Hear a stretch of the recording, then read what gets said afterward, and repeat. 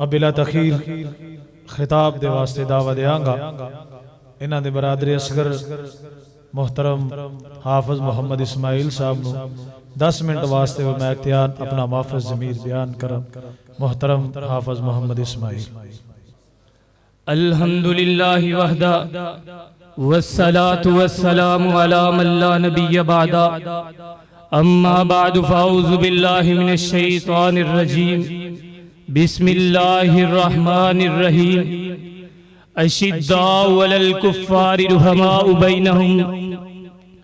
وقال الشاعر وہ مسلمان کہاں اگلے زمانے والے گردنے کیسر و کسرا کی جھکانے والے. بات کیا تھی نہ روما سے نہ ایران سے دبے چند بے ترتیب اونٹوں کو چرانے والے.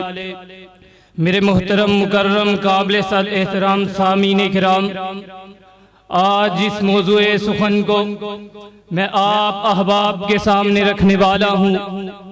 وہ ہے شان صحابہ، صحابہ کی شان. حضرات، اگر آج کل معاشرے کی تباہ کاریوں کو دیکھا جائے اور دور حاضر پر نگاہ دوڑائی جائے تو ہمیں دنیا رفض سے چند نام نہاد مسلمان نظر آتے ہیں جو اپنی بے لگام زبانوں سے صحابہ کو برا بلا کہتے ہیں.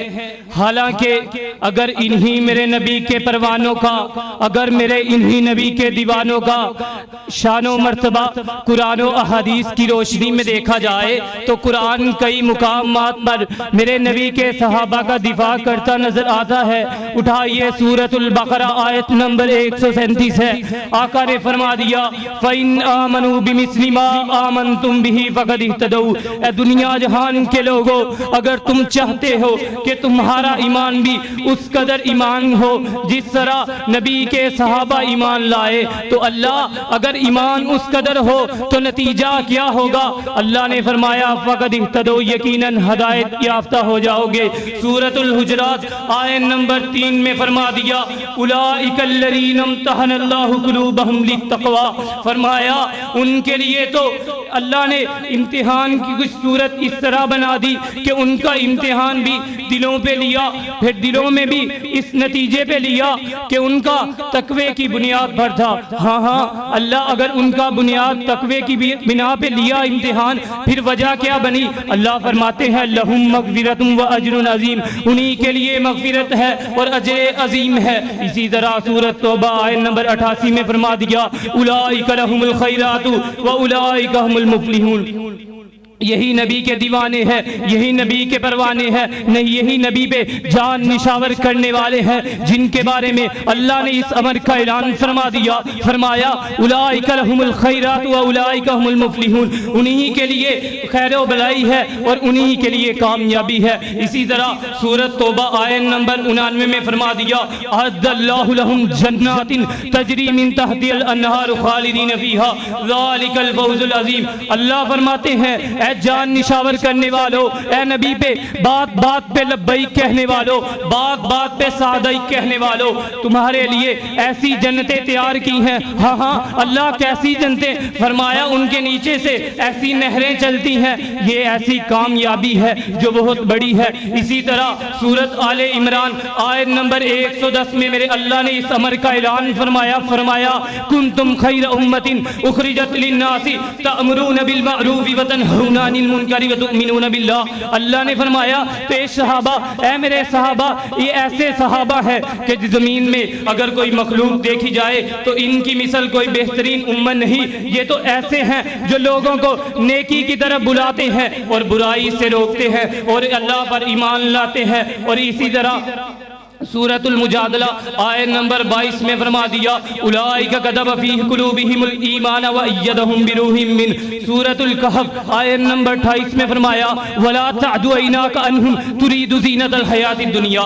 گرامی قدر اگر اسی طرح قرآن کا مطالعہ کیا جائے تو قرآن میں بہت سے مقامات پر میرے نبی کے صحابہ کو بشارتیں دی گئیں. کہیں رضی اللہ عنہم کا لقب دیا. حضرات وہ صحابہ کہ جن کے دن گھوڑوں کی پشتوں پر گزرے کہ جن کی راتیں مسلوں پر گزرے، تو شاعر بھی کہنے پر مجبور ہو گیا، صفائے دہر سے باطل کو مٹایا ہم نے، نوئے انسان کو غلامی سے چھڑایا ہم نے، تیرے کعبے کو جبینوں سے بسایا ہم نے، تیرے قرآن کو سینوں سے لگایا ہم نے۔ حضرات اگر اسی طرح میرے نبی کے دیوانوں کا، میرے نبی کے پروانوں کا، میرے نبی کے غلاموں کا احادیث کی روشنی میں مطالعہ کیا جائے تو حدیث بول اٹھتی ہے۔ سلسلہ احادیث صحیحہ رقم الحدیث 2340 ہے۔ آقا نے فرمایا قال اناس فی اصحاب النبی صلی اللہ علیہ وسلم انا نسب فقال رسول اللہ صلی اللہ علیہ وسلم من سب اصحابی فعلیہ لعنت اللہ والملائکۃ والناس اجمعین۔ لوگوں نے سوال کیا اے آقا جی آج بتلا دیجئے،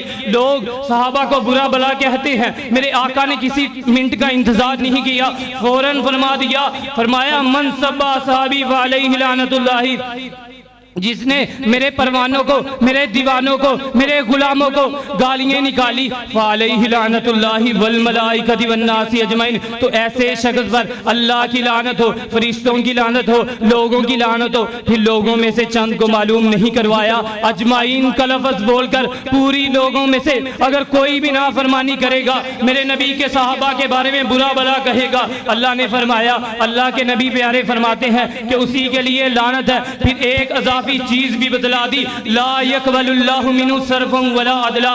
اللہ فرماتے ہیں، اللہ کے نبی نے فرمایا کہ ایسا نبی کہہ رہا ہے جس کی بات سچ ہے، جس کو ہر مکے کے لوگ بھی سچا مانتے ہیں، کہتے ہیں کہ ان کا کوئی نہ فرضی قبول کیا جائے گا نہ نفلی قبول کیا جائے گا۔ اسی طرح ابن حبان حدیث نمبر 7262 میں ہے، قال رسول اللہ صلی اللہ علیہ وسلم للمہاجرین منابر من ذہب یجلسون علیہ یوم القیامت قد امنوا من الفزع۔ آقا نے مہاجرین کی فضیلت کو یوں بیان کر دیا، فرمایا مہاجرین کے لیے کل قیامت کے دن ایسے ممبر ہوں گے، سونے کے ممبر ہوں گے جن پہ یہ بیٹھیں گے، اور فرمایا اضافی چیز بتلائی قد امنوا من الفزع، اس دن مہاجرین کو ایک اور انعام ہوگا کہ وہ گھبراہٹ سے محسوس نہیں کریں گے، یعنی ان کو گھبراہٹ کا شکار نہیں ہوگا۔ اسی طرح اصحاب حدیبیہ جن کی تعداد 1400 ہے، ان کے متعلق صحیح الحدیث صحیح البخاری حدیث نمبر 4174 میں آقا نے فرمایا انتم خیر اہل الارض، اے لوگو اگر دنیا کے کوئی بہترین شخص ہیں تو وہ میرے نبی کے دیوانے ہیں۔ اسی طرح مجمع الزوائد کتاب المناقب باب ما جاء فی اصحاب النبی صلی اللہ علیہ وسلم، میرے نبی نے لوگوں کو واعظ کرتے ہوئے اس چیز کی طرف توجہ دلا دی، فرمایا اوصیکم بالسابقین الاولین وبابنائہم ومن بعدہم الا تفعلوہ لا یقبل منہ صرف ولا عدل۔ آقا نے فرمایا میں تمہیں وصیت کرتا ہوں مہاجرین میں سے وہ لوگ جو پہلے ہیں، وہ لوگ جو اس کے بعد ہیں، پھر ان کی اولادوں میں سے اگر تم نے ان کے ساتھ اچھا سلوک نہ کیا پھر آپ کا کوئی بھی فرضی یا نفلی قبول نہیں ہوگا۔ پھر کون صحابہ؟ حضرات یہ وہ صحابہ ہیں جن کا تذکرہ اگر قرآن کے کئی مقامات میں دیکھا جائے تو ٹائم ختم ہو سکتا ہے، لیکن صحابہ کے نبی کے صحابہ کا دفاع ختم نہیں ہو سکتا، اگرچہ لوگ بڑا برا بلا کہہ لیں۔ حضرات وہ صحابہ کہ جن کے بارے میں قرآن میں سورۃ الفتح آیت نمبر 29 میں فرما دیا لقد رضی اللہ عن المؤمنین اذ یبایعونک تحت الشجرہ، یہ تو وہ لوگ ہیں جو نبی صلی اللہ علیہ وسلم کی اس طرح بیعت کرتے ہیں، کبھی درخت کے نیچے بیعت کرتے ہیں۔ پھر مجھے کہنا ہوگا حضرات، پھر میں تو کہوں گا اگر کوئی محدث مفسر عابد و زاہد ہے بعد میں، صاف بات تو یہ ہے کہ اگر صحابہ مومن نہیں تو دنیا میں مومن ہو نہیں سکتا۔ جنہوں نے اسلام کے لیے اپنا تن من دن سب کچھ قربان کر دیا، اس وقت عہد و وفا نبھایا جب اپنے بیگانے بن گئے، جن کے سینے جنگوں میں نبی کے لیے ڈھال ہوا کرتے تھے، تو کوئی سید الشہداء بنا، تو کوئی غسیل الملائکہ بنا، تو کوئی جان گساری میں اس حد تک گیا کہ زبان نبوت سے یہ اذان نصیب ہوا فدا کا ابی و امی، تو کوئی مہاجر، تو کوئی انصار، تو کوئی اصحاب حدیبیہ، تو کوئی اصحاب احد، تو کوئی اصحاب خندق، تو کوئی اصحاب بدر، تو کوئی اشرا مبشرہ، تو کوئی خلفائے اربعہ، تو کوئی شیر خدا، تو کوئی ذوالنورین، کوئی فاروق اعظم، تو کوئی صدیق یارغار، یہ سب کے سب آسمان نبوت کے وہ درخشندہ ستارے ہیں۔ قرآن فرماتا ہے سورۃ توبہ آیت نمبر 117 ہے، فرمایا لقد تاب اللہ علی النبی والمہاجرین والانصار الذین اتبعوہ فی ساعۃ العسرہ۔ دی اذانیں کبھی یورپ کے کلیساؤں میں، کبھی افریقہ کے تپتے ہوئے صحراؤں میں، شان آنکھوں میں نہ جتی تھی جہانداروں، ہم کلمہ پڑھتے تھے چھاؤں میں تلواروں کی وسلام۔